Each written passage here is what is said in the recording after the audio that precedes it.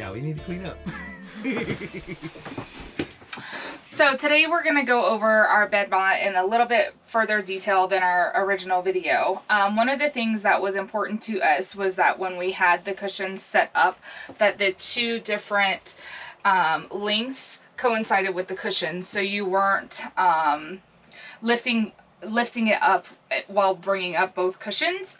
So we reversed the cushions to have a little bit better availability. That's what worked. But we also had to take into consideration the table legs. So we reversed the cushions as I have here. And then we worked backwards. So this was the longer piece and the longer leg. So if you notice, it is a very, very tight fit. The leg just clears the wood here, and then it barely clears here. So we took that and then we measured it, and that's where we made our cut lines.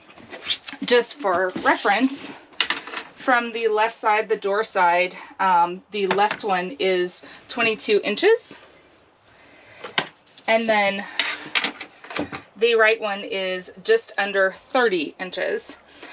And this allowed us to be able to have the cushions down, and then, or have the cushions here, and then it lines up with the cushions itself. So you're able to access the legs, and then access things underneath. I know everyone has their own kind of rhyme and reason to how they did it, but I wanted to explain ours. So that's what we did on this side. Why don't you talk through really quick, like how we did the cuts? Once we had our measurements, we went ahead and unscrewed all of these screws down here and lifted up the whole piece, marking which side faced the door side so that we knew how to cut the different pieces.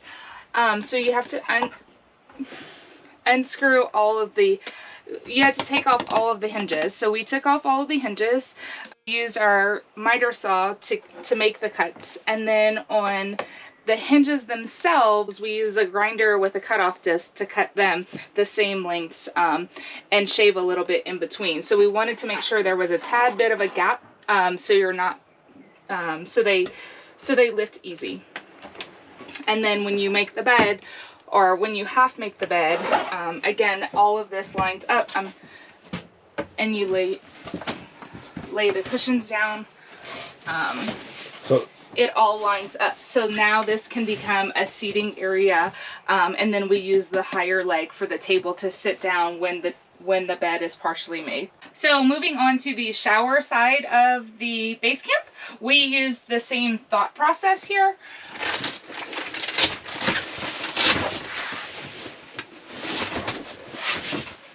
So again, we reverse the pillows as they are normally. So on the shower side of the bed, we use the same thought process, and we reverse the pillows to take the measurement. So the bottom piece stays solid to be able to access the underneath components, but on the top we have we use the pillow as our measuring tool, and so that we can partially make the bed. So this measurement is about 22.5, leaving this side to be right at 27 inches. Again, there's a little bit of a gap whenever you do make the cut, which allows the space to be made. So if we're laying down the bed,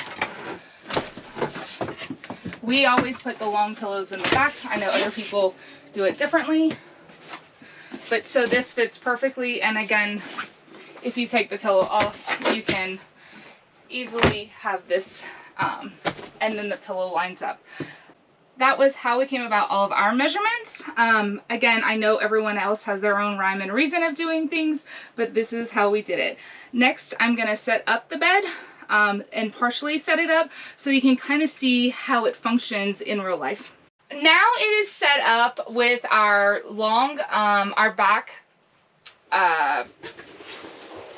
our back pillows down, so we call this like the partial bed. I use this a lot we use this a lot when we travel, because it's nice to push everything back. So when the bed is made, we have a 2-inch foam topper, and what I do is just flip it back, and then I put all my pillows on top. So all my sheets and my topper lay back here.